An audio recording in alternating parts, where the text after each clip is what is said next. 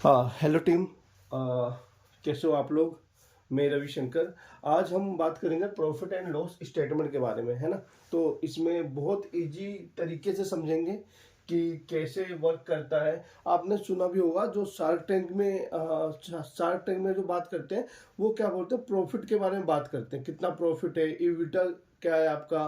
तो ये सारी चीज़ें बात करते हैं, तो उसी बारे में हम समझेंगे एक एग्जाम्पल के थ्रू कि ये कैसे काम करता है। ठीक है, मोटा मोटा समझेंगे।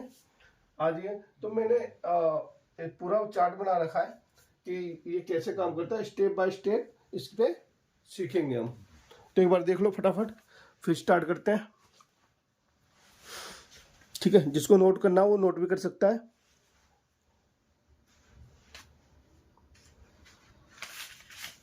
एक मिनट का टाइम है, फटाफट देख लो।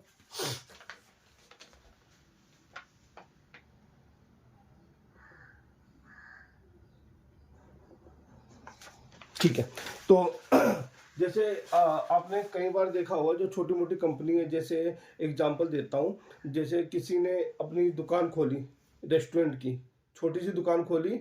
अब क्या हुआ, उसकी 100 रुपए की सेल हुई।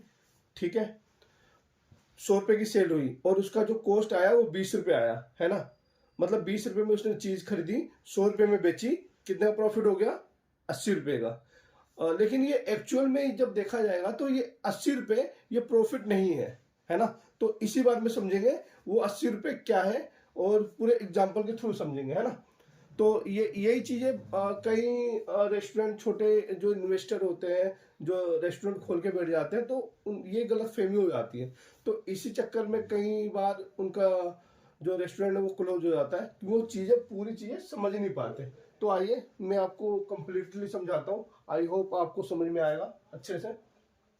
तो क्या है, जो प्रॉफिट एंड लॉस स्टेटमेंट होता है, इसमें क्या होता है, जैसे प्रॉफिट एंड लॉस स्टेटमेंट, कोई भी कंपनी रख ली हमने, एबीसी एक कंपनी रख ली, कोई भी एक कंपनी हो गई। ठीक है, अब क्या हुआ, हमने एक रेस्टोरेंट से, एक एग्जांपल दे रहा हूँ रेस्टोरेंट का। ठीक है, एक रेस्टोरेंट ओपन किया। ठीक है, और उस रेस्टोरेंट में हमने सेल, एक दिन की बात कर रहे हैं हम, हमने एक दिन की सेल की 100 रुपए, मतलब टोटल रेवेन्यू जनरेट हुआ हमारा 100 रुपए। ठीक है, हमने एक दिन ओपन किया और 100 रुपए हमने उससे कमाया। ठीक है, और जो हमारा सीओजीएस यानी कॉस्ट ऑफ गुड सोल्ड, और जो हमारी उसकी कॉस्ट आई, मतलब जो सामान हमने, सपोज करो एक पिज्जा, हमने एक पिज्जा की शॉप ओपन की हमने, और वो पिज्जा हमने एक 100 रुपए में बेच दिया। ठीक है, 100 रुपए बेचा, ये हमारा रेवेन्यू आ गया 100 रुपए। अब जो इसकी कॉस्ट मेरी आई थी, इसकी कॉस्ट आई थी 20 रुपए। ठीक है, एक पिज्जा हमने 100 रुपए बेचा, उसकी COGS cost of good sold हमारा कितना आ गया? 20 रुपए आ गया, उसकी कॉस्ट आ गई 20 रुपए। अब हमारा प्रॉफिट कितना आ गया? 80 रुपए। लेकिन ये this is not actual profit, ये एक्चुअल प्रॉफिट नहीं है ना? अब इसको क्या बोलेंगे, ये ग्रोस प्रॉफिट है। आइए जानते हैं कि एक्चुअल प्रॉफिट क्या है ना? तो कई कई जो नए होते हैं उसको क्या समझ लेते हैं, एक्चुअल प्रॉफिट, है ना?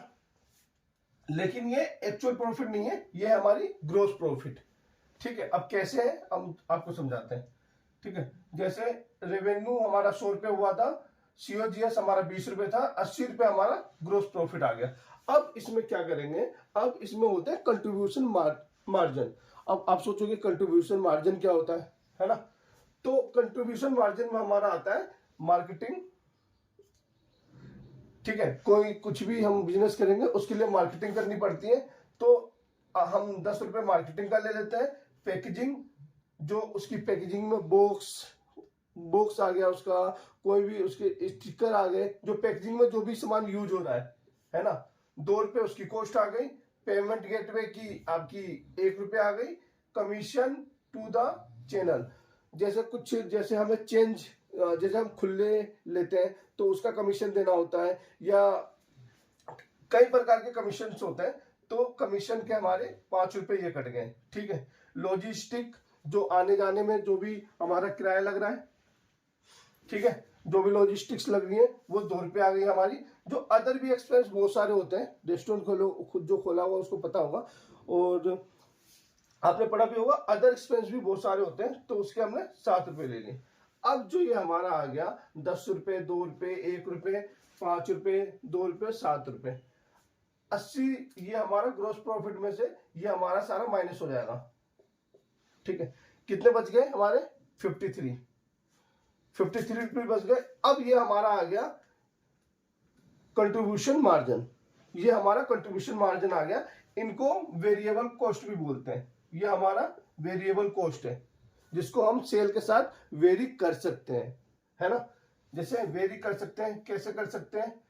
जो अगर ये कम होंगी तो क्या होगी? सेल भी कम हो जाएगी, सिंपल सी बात है।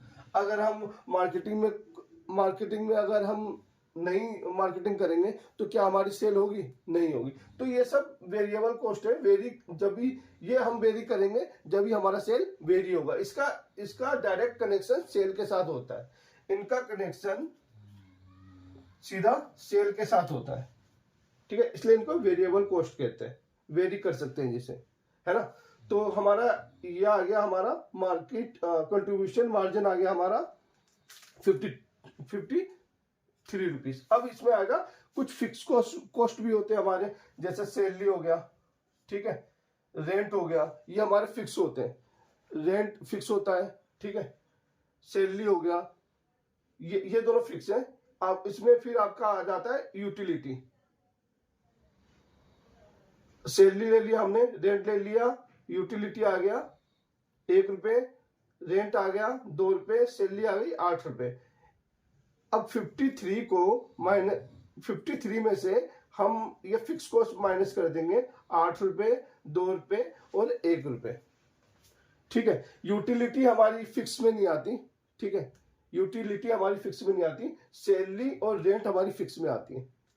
ठीक है, यूटिलिटी हमारी जैसे यूटिलिटी हम जैसे हमारा एलपीजी हो गया, ठीक है, इलेक्ट्रिसिटी हो गया, कोई बिजली जो बिजली बिल आते हैं, और जो हम सिलेंडर यूज कर रहे हैं उसको बनाने के लिए, या कोई गैस यूज कर रहे हैं, तो ये सारी चीजें जो भी यूज हो रही है उसको यूटिलिटी बोलते हैं। वो यूटिलिटी हमारी 1 रुपये आ गई। ठीक है, एग्जाम्पल ले रहे हैं, सारी चीजें एग्जाम्पल के थ्रू हो रही है, समझाया जा रहा है आपको। एक 100 रुपए के प्रॉफिट में से कि क्या क्या आपका एक्सपेंसेस होते हैं। ठीक है, ये सारे एक्सपेंसेस ही हैं एक तरीके के, है ना, खर्चे ही हैं। Marketing, packaging, payment gateway, commission, logistic, इसमें सब में पेमेंट लग रही है आपकी। ठीक है, सैलरी हो गया, रेंट हो गया। अब आएगा इबिडा। अब बात करेंगे इबिडा के बारे में। इबिडा होता क्या है? तो इबिडा क्या होता है? इबिडा होता है हमारा earning before interest, tax, depreciation, amortisation. ये हमारे छह फुल फॉर्म्स होते हैं इबिडा के। ये बहुत मोस्ट इंपॉर्टेंट क्वेश्चन है, ये कई बार इंटरव्यू में पूछा जाता है, तो इसको जरूर याद कर लेना और इसको अच्छे से पढ़ लेना कि इबिडा होता है क्या है। इबिडा होता है हमारा earning before interest, tax, depreciation, amortisation. ठीक है, जैसा कि इसको पढ़ के ही पता लग रहा है, वो अर्निंग जो बिना टैक्स की है ना, बिना डेप्रिसिएशन के, बिना एमोर्टाइजेशन किए, वो अर्निंग है। तो हमारा एबिडा क्या आ गया? 42 रुपए आ गया। इनको माइनस कर दिए 53 में से, तो हमारा 42 रुपए आ गया ये। अब आएगा डेप्रिसिएशन। डेप्रिसिएशन क्या होता है? डेप्रिसिएशन हम ऐसे समझ सकते हैं कि हमने कोई कार खरीदी, ठीक है, सपोज एग्जांपल ले लीजिए, हमने 5 रुपए की एक कार खरीदी और 5 रुपए। अब क्या होगा, वो हर साल उस पर डेप्रिसिएशन लगता रहेगा, मतलब हर साल उसकी वैल्यू क्या होगी? डिक्रीज होती जाएगी, है ना। मान लीजिए मैंने 2024 में 5 लाख की एक कार खरीदी, ठीक है, और 2025 में उसकी वैल्यू 5 लाख नहीं रहेगी। मतलब अगर मैं उसको सेल करने जाऊंगा तो 5 लाख की नहीं बिकेगी, या वो 4 लाख की बिक सकती है, 3 लाख की बिक सकती है, या 2 लाख की बिक सकती है ना। तो उस पर क्या होगा, और फिर मैं उसको 2026 में बेचूंगा तो और कम होती जाएगी। मतलब डे बाय डे उसकी वैल्यू क्या होगी? डिक्रीज होती जाएगी। तो कोई भी ऐसा एसेट्स, ठीक है, जिसकी डेप्रिसिएशन गिरती जाए उसको हम जिसकी वैल्यू गिरती जाए उसको हम डेप्रिसिएशन कहते हैं। कोई भी आइटम होगा, फर्नीचर हो सकता है आपका, कोई भी फिक्स एसेट्स हो सकता है, या आपकी अलमारी हो सकती है, रेक हो सकता है, चेयर हो सकती है, मोबाइल हो सकता है ना। तो ऐसा कंप्यूटर्स होते हैं, जैसे कंप्यूटर हमने 1 लाख के लिए, तो वो जरूरी नहीं है कि 2 साल बाद भी वो 1 लाख के ही सेल होंगे, है ना। उसके डे बाय डे उसका क्या होगा, रेट डिक्रीज होता जाएगा, कम होता जाएगा। तो जो भी आइटम का जो रेट कम होता जाता है एसेट्स के, एसेट्स जो हमारी जैसे चेयर हो गया और फर्नीचर हो गया, ये सब हमारी एसेट्स होती हैं। कोई भी किसी भी आइटम का जब किसी भी एसेट्स का वैल्यू गिरता जाए तो वो हमारी डिप्रिसिएशन कहलाती है। तो क्या हो गया, 3 रुपए हमारी डिप्रिसिएशन आ गई, है ना। ठीक है, हमारी इतना आपको समझ में आ गया होगा। इबिटा देख लेना, earning before tax, interest, tax, depreciation, amortisation, है ना। अब आप फटाफट नोट कर लो, 1 मिनट का टाइम दे रहा हूं।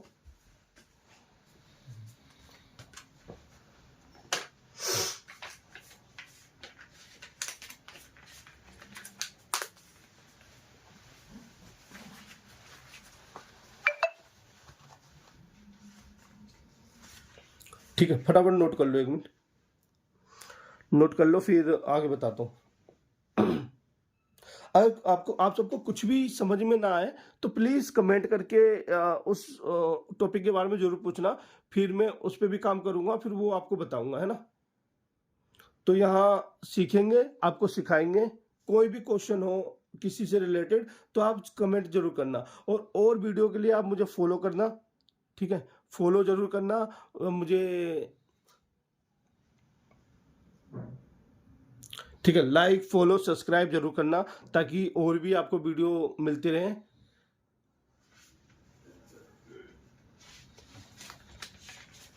जल्दी जल्दी कर लो फटाफट।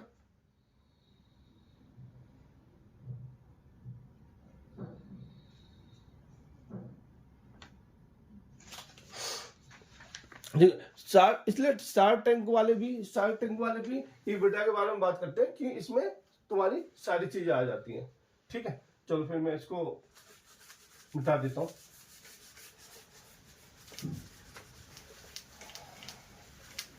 चलो ठीक है, अब हम ये हमारा आ गया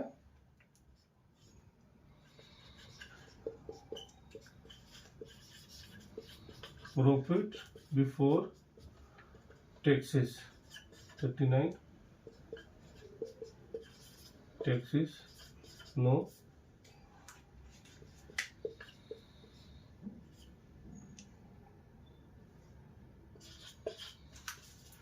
अब देखो हमारा क्या हो गया था, एबिटा आ गया, डेप्रिसिएशन हमने कम कर दिया, डेप्रिसिएशन हमने 42 में से हम 3 करेंगे 39 आ गया हमारा। ठीक है, एबिटा में से एबिटा हमारा 42 रुपीज आ गया था, उसमें से हमने डेप्रिसिएशन माइनस कर दिया 3 रुपए, हमारा आ गया 39।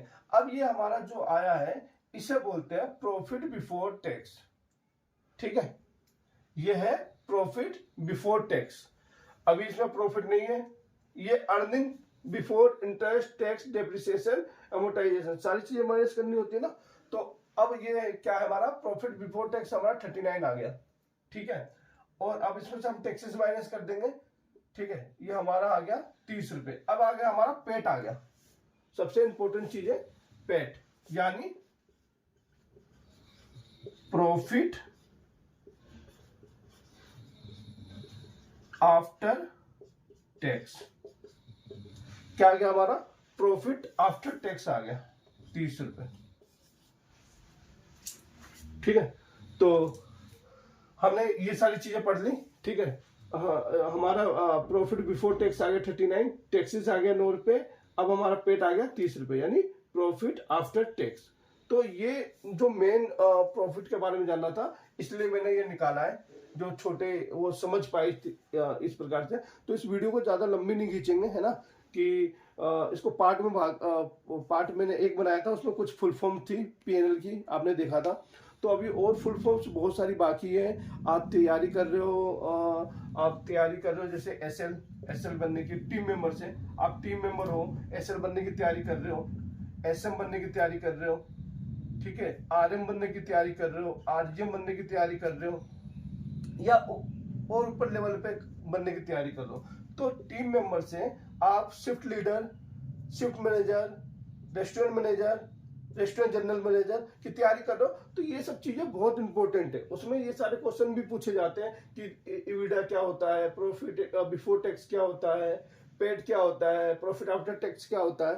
तो ये सारी चीजें हैं। तो इस प्रकार से धीरे धीरे हम नॉलेज लेंगे और जो भी प्रॉफिट एंड लॉस अकाउंट में आपको दिक्कत नहीं आएगी। कोई भी क्वेश्चन आंसर में आपको थोड़ी हेल्प मिलेगी इससे, है ना।